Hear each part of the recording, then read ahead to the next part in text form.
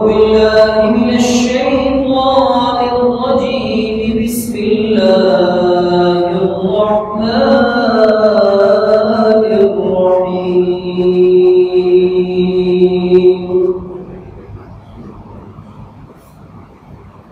يا أيها الذين آمنوا كتب عليكم الصيام كما كتب على الذين من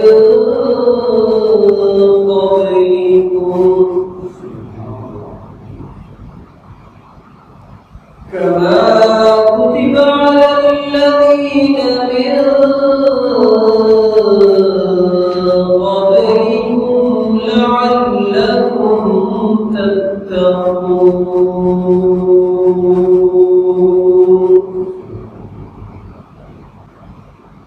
وقال رسول الله صلى الله عليه وسلم: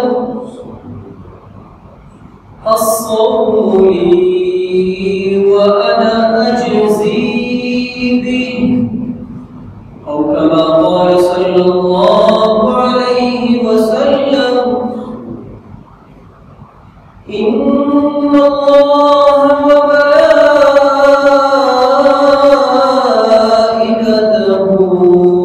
يصلون على النبي يا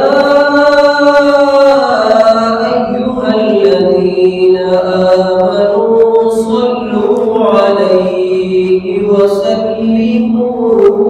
تسليما. اللهم صل على سيدنا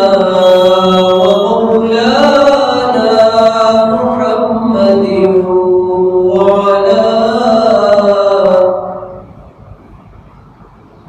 وعلى آل سيدنا ومولانا محمد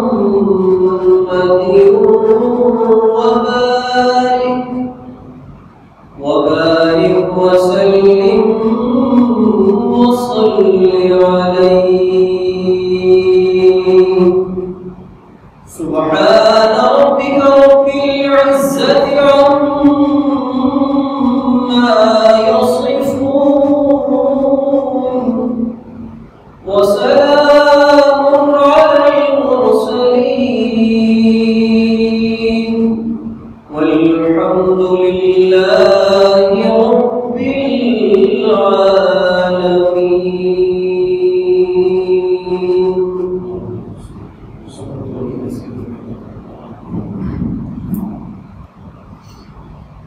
انتہائی قابل سب اکرام و تکریم میرے معزز بزرگوں، بھائیوں اور دوستوں، السلام علیکم ورحمۃ اللہ وبرکاتہ۔ اللہ سبحانہ و تعالی نے اپنے فضل و احسان کے ساتھ ہمیں ایک مرتبہ پھر تمام مہینوں کا سردار مہینہ، جسے اللہ رب العزت نے اپنا مہینہ قرار دیا اور جسے رمضان المبارک کہا جاتا ہے، وہ عطا فرمایا ہے۔ ایک ایسے وقت میں کہ جب ساری دنیا ایک آسمانی وبا اور بلا میں متاثر ہے اور تمام امت مسلمہ بشمول تمام انسانیت کے اس بلا اور وبا سے احتیاطی تدابیر اختیار کی جا رہی ہے، ایسے وقت میں اللہ رب ذوالجلال کی طرف سے اس مہینے کا ہماری زندگیوں میں آنا یہ اللہ رب العزت کی رحمت کو، اس کے فضل کو اور اس کے احسان کو اپنی طرف متوجہ کرنے میں بڑا آسان ہے۔ ہمیں اس بات پر اللہ کا شکر گزار ہونا چاہیے کہ اس نے ہمیں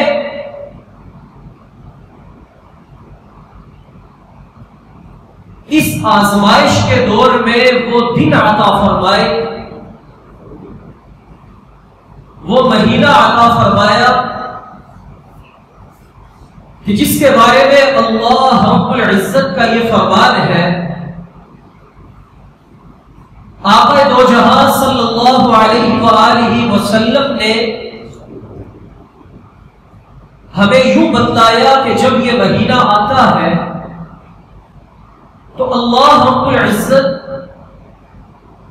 فرشتوں کو یہ حکم ارشاد فرماتے ہیں کہ ایسا مبارک مہینہ آ چکا ہے، لہذا انسانوں کے دلوں میں وساوس ڈالنے والا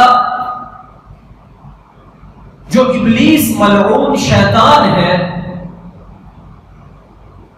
اسے اس کے سرکش چیلوں کے ساتھ بھیڑیوں اور زنجیروں میں جکڑ دیا جائے، تاکہ اس مہینے کی رحمتوں کو اللہ رب العزت سے لینے میں اس کے بندوں کو کوئی رکاوٹ باقی نہ رہے، اس رحمت کو مانگنے میں کوئی وسوسہ اور خلل ڈالنے والا باقی نہ رہے، اور اللہ رب العزت انسانوں پر اس مبارک مہینے میں رحمتیں اس طرح بھی برساتے ہیں کہ جنت کے تمام دروازوں کو کھول دیا جاتا ہے، جہنم کے سارے دروازے بند کر دیے جاتے ہیں، حتیٰ کہ اس مبارک مہینے کی جو سب سے بڑی عبادت جسے روزہ رکھنا کہا جاتا ہے، ان روزہ داروں کے اعزاز میں اللہ رب العزت نے جنت میں ایک دروازہ مخصوص فرما دیا جس کا نام آقا دو جہاں صلی اللہ علیہ وآلہ وسلم نے باب الریان بتلایا اور فرمایا کہ یہ وہ دروازہ ہے جس سے صرف روزہ دار جنت کے اندر داخل ہوں گے، اور اللہ رب ذوالجلال نے اس ماہ صیام میں اس عبادت کو ادا کرنے والے کے لیے اس کے اعزاز کے طور پر یہ فرمایا کہ بھوک اور پیاس کی وجہ سے روزہ دار کے معدے کے خالی ہونے کی وجہ سے جو بو اٹھتی ہے، اللہ رب العزت کے ہاں وہ کستوری سے بھی بڑھ کر ہے، اور اللہ رب ذوالجلال نے ارشاد فرمایا کہ جتنی بھی عبادات میں نے تمہارے اوپر فرض فرمائی ہے ان کا اجر میں تمہیں بتلا چکا ہوں، لیکن اس ماہ مبارک میں روزہ رکھنا یہ اتنا بڑا عمل ہے، اللہ کے ہاں اتنا پسندیدہ عمل ہے، اللہ تعالیٰ فرماتے ہیں کہ الصوم لی، تم نے روزہ میرے لیے رکھا، تم نے سحری سے لے کر افطار تک بھوک کو، پیاس کو اور گھر میں مخصوص تعلق سے کنارہ کشی کو اختیار کیا، اللہ کے حکم پر عمل کرنے اور اس کو راضی کرنے کے لیے یہ تم نے میرے لیے کیا کہ تنہائی موجود ہے، ہونٹ پیاس سے خشک ہو رہے ہیں، ٹھنڈا پانی میسر ہے، لیکن تم اسے اپنے منہ کے قریب لے کر نہیں جاتے، اپنے حلق میں نہیں اتارتے، کہ میرے اللہ کا حکم ہے کہ تم نے افطار تک نہ کھانا ہے نہ پینا ہے، یہ تم نے روزہ میرے لیے رکھا۔ اللہ تعالیٰ فرماتے ہیں کہ اس کا اجر میں ابھی نہیں دیتا، کل قیامت کے دن جب تو میرے سامنے کھڑا ہوگا، انا اجزی بہی، میں رب ذوالجلال اپنی قدرت کے ساتھ خود تمہیں اس کا اجر و ثواب عطا فرماؤں۔ اور بعض محدثین نے یہاں اس حدیث کی عجیب شرح فرمائی، وہ فرماتے ہیں کہ اللہ رب ذوالجلال روزہ رکھنے والوں کو یہ اجر عطا فرمائیں گے، انا اجزا بہی۔ اگر اس کو دوسرے صیغے کے ساتھ پڑھا جائے تو اللہ رب العزت کے فرمان کا مقصود یہ ہے کہ ہر عبادت کا اجر تمہیں نیکیوں کی صورت میں ملے گا، لیکن روزہ ایسی عظیم عبادت ہے کہ جب تم اسے پورا کرو گے، ماہ سیام میں فرض روزہ رکھ کر اس کی حفاظت کرو گے، اللہ فرماتے ہیں کل قیامت کے دن جب میرے پاس آؤ گے، میں رب کبریا تمہیں اپنی تجلیات کی زیارت عطا فرماؤں۔ تو میرے بھائیوں، یہ مبارک مہینہ ہماری زندگیوں میں آیا چاہتا ہے، ہم نے کیا کرنا ہے؟ ہم نے اللہ رب العزت کے اس اہم فریضے کو نہ صرف پورا کرنے کا ارادہ کرنا ہے، بلکہ اس فریضے کو اس کے تمام شرائط اور ضوابط کے ساتھ پورا کرنا ہے۔ اور اس ماہ رمضان کا سب سے پہلا فریضہ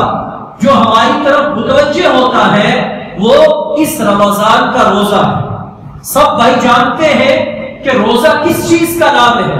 اگر آپ اس کی تعریف پڑھیں گے تو وہ یہ ہے کہ الامساک عن الاکل والشرب والجماع من السحر الى الافطار، کہ صبح صادق سے لے کر غروب آفتاب تک کھانے سے، پینے سے، جماع سے اپنے آپ کو دور رکھنے کا نام روزہ ہے۔ اور روزہ کی ظاہری تعریف یہی ہے کہ ہم صبح اٹھیں، تہجد پڑھیں اور تہجد کے بعد فجر کا وقت ہونے سے پہلے ہم سحری کھائیں۔ سحری ایک شرعی اصطلاح ہے جو رمضان کے اندر صبح کے کھانے پر بولی جاتی ہے، اور اس کے بڑے فضائل ہیں۔ ہو سکتا ہے کوئی بھائی کہے کہ صبح تو اٹھنا مشکل ہے، میں رات کو کھا کے سو جاؤں۔ یاد رکھیں وہ سحری نہیں ہوگی۔ سحری سو کر اٹھنے کے بعد تہجد کے وقت کھانا کھانے کا نام ہے،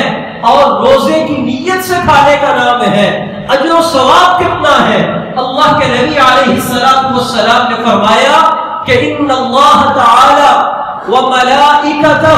یصلون علی المتصحرین، کہ بے شک اللہ رب العزت اور اس کے فرشتے سحری کھانے والوں پر اپنی رحمتیں نازل فرماتے ہیں۔ یہ کون سی عبادت ہے؟ ذرا توجہ کیجئے۔ ابھی میں نے اپنے خطبے کے شروع میں آیت پڑھی کہ اللہ تعالیٰ نے قرآن مجید میں کیا ارشاد فرمایا۔ اللہ تعالیٰ فرماتے ہیں کہ ان اللہ وملائکتہ یصلون علی النبی، کہ اللہ رب العزت کی رحمتیں اور فرشتوں کا استغفار ہر وقت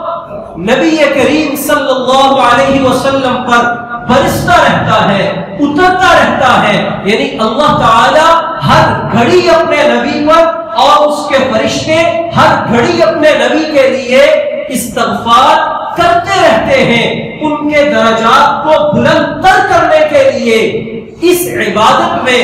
اللہ رب العزت کی طرف سے اس عطا اور انعام میں اور کون شریک ہے؟ کوئی شریک نہیں، یہ صرف نبی کے لیے ہے۔ لیکن جب رمضان کا روزہ آتا ہے، جب رمضان کے ایام آتے ہیں، تو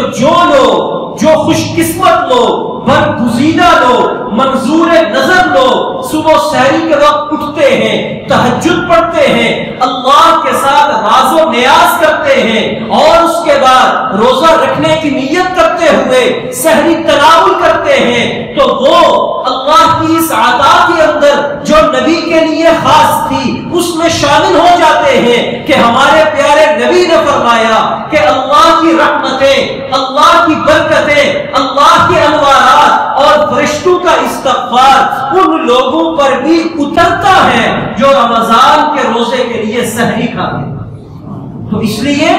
اپنے گھروں میں بھی جا کے بتائیں، خوش قسمت ہے وہ ہماری مائیں بہنیں بیٹیاں کہ جو صبح اٹھتی ہیں آپ کے لیے سحری تیار کرتی ہیں، اور خوش قسمت ہے وہ اللہ کے بندے جو صبح اٹھتے ہیں اور سحری تناول کرتے ہیں۔ نبی کریم صلی اللہ علیہ وسلم نے فرمایا یہ اللہ کے ہاں اتنا قربت والا اور اتنا اچھا عمل ہے کہ اگر تمہیں بھوک نہ ہو پھر بھی صبح اٹھا کرو اور سحری کھایا کرو، اگرچہ ایک کھجور کی مقدار کے برابر۔ کیوں؟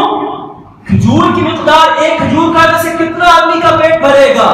نبی کریم علیہ السلام ہمیں اس سحری کھانے کے اجر و ثواب میں شریک کرنا چاہتے ہیں۔ تو اس لیے سب سے پہلا کام تو یہ کرنا ہے کہ سحری تناول کرنی ہے، اور پھر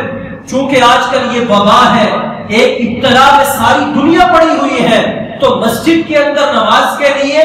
جو ہمارے نامور علماء اور حکومت کی مشاورت سے طے ہوا کہ جو 50 سال کی اوپر کے لوگ ہیں، 50 سال سے زائد عمر، وہ مسجد میں نماز پڑھنے نہ آئے، جو چھوٹے بچے ہیں نابالغ وہ مسجد میں نہ آئے، ہاں جو تنومند ہیں، نوجوان ہیں، تندرست ہیں، شباب ہیں، ان کے لیے افضل ترین طریقہ یہی ہے کہ وہ تمام احتیاطی تدابیر اختیار کرتے ہوئے، یاد رکھیں احتیاطی تدابیر اختیار کرنا یہ عین شریعت ہے، یہ شریعت کے خلاف نہیں ہے۔ اللہ کے نبی کی بہت ساری احادیث اس پر سورج کی طرح دلیل اور ظاہر من الشمس ہیں، عیاں ہیں۔ تو اس لیے اس مغالطے میں نہ جائے کہ جو آج ہم جاہلانہ بات کر دیتے ہیں وہ جی کچھ نہیں ہوتا، اللہ ہی مالک ہے، اللہ سب کا مالک ہے، اور اسی اللہ کے نبی نے ہمیں یہ تجاویز، یہ احتیاطی تدابیر اختیار کرنے کا حکم دیا ہے کہ ہم اللہ کی عبادت اس طرح کریں کہ اس میں ہم اپنی جان کا جو حق ہے اس کی حفاظت کا، اس کو محفوظ رکھنے کا، معمول اور سلامت رکھنے کا، اس کا بھی خیال رہے، اور اللہ تعالیٰ کے در سے، اس کے گھر سے ہم دور بھی نہ ہوں۔ تو ان تمام احتیاطی تدابیر کو جو بائی ایک چارٹ کی صورت میں نوٹس بورڈ پر حکومت نے لگایا بھی ہوا ہے، اس کو تمام احباب پڑھیں، ان کی رعایت رکھتے ہوئے مسجد کے اندر آئیں، فجر کی نماز باجماعت پڑھیں، اور کوشش کریں کہ وضو گھر سے کر کے آئیں، کہ یہاں جتنا بھی اجتماع اور اختلاط سے ہم دور رہیں گے، آپس میں اگٹھ اور مجمع بنانے سے دور رہیں گے، اتنا ہی یہ بیماری کے کم پھیلنے کا خطرہ ہے، اور جتنا ہم اجتماع کریں گے اس کے زیادہ پھیلنے کا خطرہ ہے۔ تو یہ احتیاطی تدابیر ہیں۔ اور پھر آپ چونکہ اس وقت باہر سب کچھ بند ہے، آپ گھروں کے اندر ہیں، تو اللہ کے ساتھ راز و نیاز بنائیں، ہم قرآن کی تلاوت کریں، اور یہ ہم طے کریں کہ ہم نے انشاءاللہ العزیز اس قرآن مجید کی تلاوت بھی کرنی ہے، اسے ترجمے تفسیر سے بھی پڑھنا ہے، اور اس قرآن کی چند صورتیں اگر زیادہ نہیں ہو سکتا تو آخری سپارے کی چند اتنی صورتیں جو نماز پڑھتے ہوئے مجھے ہر مرتبہ ہر رکعت میں ایک ہی صورت نہ پڑھنی پڑے، میں ہر رکعت کے اندر الگ الگ صورتیں پڑھوں۔ وہ صورتیں میں نے اگر زبانی یاد نہیں تو انہیں زبانی یاد کرنا ہے۔ اور یہ تو ہوگی عبادات کہ فرض 5 نمازیں نہیں چھوڑنی، اور اسی طریقے سے رمضان کا روزہ رکھنا ہے، قرآن کی تلاوت کم از کم روزانہ 1 سپارہ اس کو معمول بنانا ہے، اور رات کو سورۃ الملک اور سورۃ الواقعہ یہ پڑھ کے سونا ہے۔ اور پھر اس کی جو دوسری بڑی عبادت جسے نماز تراویح کہا جاتا ہے کہ نبی کریم صلی اللہ علیہ وسلم نے فرمایا من قام رمضان ایمانا و احتسابا غفر له ما تقدم من ذنبه، جس نے رمضان کو قیام کیا، جس نے رمضان میں اللہ رب العزت کے سامنے اس رمضان کی راتوں میں جو کھڑا ہوا، اللہ رب العزت اس کی 2 چیزوں کو دیکھتے ہیں کہ نیت کیا ہے اور کیسے کس نیت سے کھڑا ہے، ایماندار ہو، وہ احتسابا اور ثواب کی نیت ہو، دکھلاوے اور ریاکاری کی نہ ہو۔ فرمایا غفر له ما تقدم من ذنبه، جتنے بھی اس کے گزشتہ گناہ ہے صغیرہ ہے اللہ تعالیٰ ان تمام کو معاف فرما دیتے ہیں۔ تو یہ ہمیں اتنی بڑی عبادت اللہ نے دی، لہٰذا ہم وسوسوں میں آ کر اس عبادت کو نہ چھوڑیں. ہم جتنے بھی نوجوان لوگ ہیں مسجد کے اندر آئے احتیاطی تدابیر اختیار کرتے ہوئے 20 رکعت مسنون سنت مؤکدہ جو تراویح ہے اس کو پڑھنے کا اور پھر اس میں پورا قرآن سننے کا ہم پورا اہتمام کریں. اللہ تعالیٰ قرآن میں فرماتے ہیں کہ اگر تم میری قربت چاہتے ہو، میرے قریب آنا چاہتے ہو، تو میرے قریب آنے کا سب سے بہترین ذریعہ وسجد واقترب، سجدہ کرو اور میرے قریب آ جاؤ. تو تراویح کے اندر جب ہم زیادہ سجدے کریں گے تو اللہ کے ساتھ ہمیں زیادہ قربت نصیب ہوگی. تو یہ ہم ارادہ کریں کہ رمضان کا روزہ، راتوں کی تراویح، یہ تو ہم نے کسی صورت میں نہیں چھوڑنی کہ یہ رمضان کی دو بڑی عبادتیں ہیں، دن میں انصاف اور راتوں کا قیام. اور اس کے ساتھ ساتھ رمضان ہمیں اور بھی چند چیزیں بتاتا ہے، اور وہ یہ ہے کہ ہم نے اپنی باطنی زندگی کو، روحانی زندگی کو بھی پاک صاف کرنا ہے. جسمانی زندگی تو کھانے پینے سے رکنے سے پاک ہوگی، روحانی زندگی کیا ہے کہ اس کے اندر ہم رمضان کے روزہ میں کبھی جھوٹ نہ بولیں، ہم لغو گوئی نہ کریں، ہم بیہودہ گوئی نہ کریں، ہم دوسروں کے ساتھ لڑائی جھگڑا نہ کریں، ہم دوسروں کی غیبت چغلی نہ کریں، ہم دوسروں کے ساتھ کوئی برا نہ سوچیں، حسد نہ کریں. یاد رکھیں ایک موٹی سی بات میں آپ کو سمجھاتا ہوں، اللہ تعالیٰ نے ہمارے لیے کھانے کو حلال کیا، پینے کو حلال کیا، جائز تعلق کو حلال کیا، نکاح کو حلال کیا، لیکن رمضان نے فرمایا کھانے سے رک جاؤ، حلال ہے لیکن رک جاؤ، پینا حلال ہے لیکن رک جاؤ، نکاح حلال ہے لیکن جماعت سے دور رہو. جب یہ حلال چیزیں روزے میں منع کر دی تو میرے بھائی مجھے بتاؤ، جو چیزیں 12 مہینے حرام ہیں، روزہ رکھو تب بھی حرام، روزہ نہ رکھو تب بھی حرام. اگر ہم وہ روزہ رکھ کے کرنا شروع ہو جائیں گے تو اس روزے کا ہمیں کیا فائدہ ہوگا؟ جھوٹ بولنا پورا سال حرام، چغلی غیبت کرنا پورا سال حرام، اور اسی طریقے سے لڑائی جھگڑا کرنا پورا سال حرام، دوسروں کی عزتوں سے کھیلنا پورا سال حرام. اگر ہم یہ کام روزہ رکھنے کے بعد کریں گے تو اللہ کے نبی کا صاف اعلان ہے اللہ تعالیٰ کو اس کے بھوکا پیاسا رہنے سے کوئی اجر و ثواب اسے نہیں دیتا. لہٰذا اسے چاہیے کہ وہ یہ بھوکا پیاسا بھی نہ رہے. یعنی کہنے کا مطلب یہ ہے کہ اسے پھر روزہ رکھنے کا کوئی ثواب نہیں ہے بلکہ الٹا گناہ ہے. تو اس لیے ہم نے اپنی باطنی زندگی کو بھی پاک کرنا ہے. اور یاد رکھیں قرآن میں اللہ کیا فرماتے ہیں کہ روزے میں نے اس لیے فرض کیے تاکہ تم متقی بن جاؤ، پرہیزگار بن جاؤ. سوال یہ پیدا ہوتا ہے کہ ایک آدمی جب بھوکا رہے گا، پیاسا رہے گا تو وہ کیسے متقی بنے گا، وہ کیسے پرہیزگار بنے گا؟ سوال بنتا ہے کہ نہیں بنتا کہ بھوکا پیاسا رہنے سے انسان متقی کیسے بن سکتا ہے؟ تو اس کا جواب یہ ہے کہ اللہ تعالیٰ نے ہمارے دو بڑے دشمن بنائے ہیں. ایک کو شیطان کہا جاتا ہے اور دوسرا ہمارا نفس ہے. اور در حقیقت شیطان کو بھی شیطان بنانے میں اسی نفس کا ہاتھ ہے. شیطان نے کیا کہا تھا؟ انا خیر من، میں تو اس آدم سے بہتر ہوں. تو اس کی میں یعنی اندر کا نفس جو اس کی جی، اس نے کہا کہ میں بہتر ہوں. اس سے اللہ تعالیٰ نے اس کی 70,000 سالہ عبادت کو رد فرما دیا، اسے دھتکار دیا، زندان لعنت میں گرفتار کر دیا، پھٹکار ڈال دی. تو شیطان کو بھی اسی نفس نے ورگلا کر شیطان بنا دیا. تو میرے بھائیوں اللہ تعالیٰ فرماتے ہیں کہ تمہارا ایک بڑا دشمن جو ابلیس شیطان ہے، رمضان کے چاند نظر آنے کے ساتھ ہی میں اسے پابند سلاسل کر دیتا ہوں، اسے زنجیروں میں بیڑیوں میں جکڑ دیتا ہوں. اب وہ تمہیں وسوسہ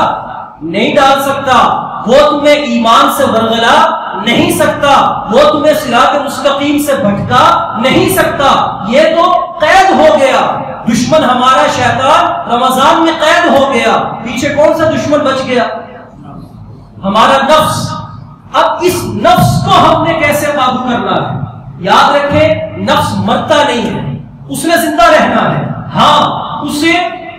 ادموا کرنا ہے، اسے کمزور کرنا ہے، اسے کچل کے رکھنا ہے. جب ہم اسے کمزور کریں گے، کچل کے رکھیں گے تو وہ ہمیں عبادات سے نہیں روک سکے گا، ہمیں ورگلا نہیں سکے گا، وسوسہ نہیں ڈال سکے گا. اس نفس کو کمزور کرنے کے لیے سب سے بڑی طاقت جو ہے وہ یہ ہے کہ انسان بھوک اور پیاس کو برداشت کرے. جتنا انسان بھوک اور پیاس کو برداشت کرے گا اتنا ہی اس کا نفس کمزور ہوگا. اور شیخ فرید الدین عطار رحمہ اللہ نے اس کے بارے میں 3 باتیں بتائیں. فرمایا کہ اگر نفس کو کمزور کرنا چاہتے ہو، اس بڑے دشمن کو جس نے شیطان کو بھی ورغلایا، اس کو اگر اپنے اوپر حاوی نہیں ہونے دینا چاہتے تو 3 کام. فرمایا خاموشی کا خنجر، یہ ہتھیار اٹھا.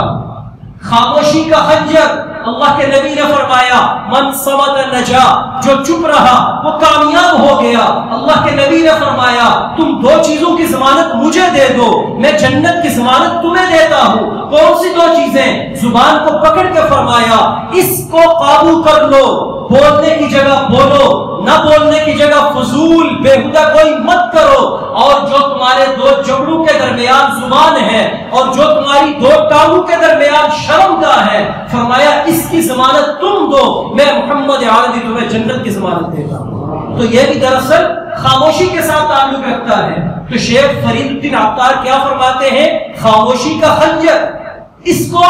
تم اس ہتھیار کو اٹھا لو، تمہارا نفس کمزور اور زخمی ہو جائے گا. اور فرمایا اسی طرح کہ بھوک کا توشہ تم اختیار کر لو کہ جب تم بھوکے رہو گے اللہ رب العزت تمہارے اس نفس کو کمزور کریں گے. اللہ کے نبی علیہ السلام نے فرمایا یا معشر الشباب من استطاع منکم الباءة فلیتزوج فإنه احس للفرج واحسن للفرج. اللہ کے نبی علیہ السلام نے فرمایا کہ اے نوجوانوں کے گھروں، جو تم میں سے طاقت رکھتا ہو نکاح کرنے کی، اسے چاہیے کہ فوراً نکاح کرے، اس لیے کہ یہ نظروں کی حفاظت کرنے والا ہے، شرمگاہ کو محفوظ کرنے والا ہے. اور آگے کیا فرمایا وَمَن لَّمْ يَسْتَطِعْ فَعَلَيْهِ الصَّوْمُ فَإِنَّ لَهُ وِجَاءٌ. اور جو یہ طاقت نہیں رکھتا نکاح کرنے کی، اب اس نے اپنے آپ کو شہوات کو کنٹرول کرنا ہے، تو اللہ کے نبی نے فرمایا اسے چاہیے کہ روزہ رکھے. یہ روزہ رکھنا اس کے لیے بہترین مددگار ثابت ہوگا. تو اس لیے بھوک اور پیاس یہ انسان کے نفس کو کمزور کرتی ہے. اور تیسری چیز حضرت عطار نے بتلائی کہ انسان عافیت اور گوشہ نشینی اختیار کرے. اور آج کل تو وسیع ماحول گوشہ نشینی والا کہ ہم تنہائی اختیار کریں، عافیت اختیار کریں. فرمایا کہ جب بھی بیٹھو کسی صالح ایمان والے یا اللہ کے کسی عالم کے پاس بیٹھو، جب بھی بیٹھو اللہ کے گھر میں بیٹھو، اور اگر نہیں تو پھر گوشہ تنہائی اختیار کرنا یہ سب سے افضل ہے. لہٰذا ہم اللہ کے گھر کو لازم پکڑیں، اور اگر نہیں تو ہم گھر کے اندر عافیت کے ساتھ اور گوشہ نشینی میں اللہ تعالیٰ کی عبادت میں مصروف رہیں. اور یہ ذکر کثرت سے کریں لا الہ الا انت سبحانک انی کنت من الظالمین. انشاءاللہ جب ہم اس انداز سے روزہ رکھیں گے اور اس کی حفاظت کریں گے، اللہ تعالیٰ اس بلا اور وبا کو ہم سے دور فرما دیں گے اور تمام انسانیت کو اس سے چھٹکارا عطا فرمائیں گے. اللہ تعالیٰ عمل کی توفیق عطا فرمائے. وآخر دعوانا الحمدللہ رب العالمین. الحمد لله رب العالمين، والصلاة والسلام على سيد المرسلين وإمام المتقين وخاتم النبيين وعلى آله الطيبين والطاهرين وأصحابه أجمعين. أما بعد، قال الله تعالى في القرآن الحكيم والفرقان المجيد: أعوذ بالله من الشيطان الرجيم. يا أيها الذين آمنوا كتب عليكم الصيام كما كتب على الذين من قبلكم لعلكم تتقون. بارك الله لنا ولكم في القرآن العظيم، ونفعنا وإياكم بالآيات والذكر الحكيم. أستغفر الله لي ولكم ولسائر المسلمين فاستغفروه إنه هو الغفور الرحيم.